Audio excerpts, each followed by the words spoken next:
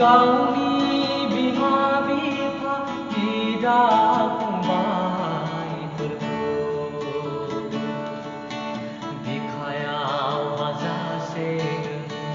दुखु गालांनानै गावनि बिमा बिफा बिदा फंबायफोरखौ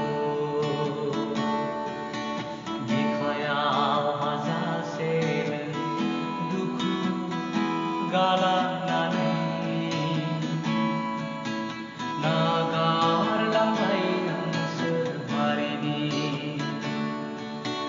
बिर जोहोलावफोर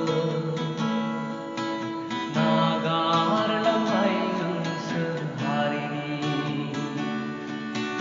बिर जोहोलावफोर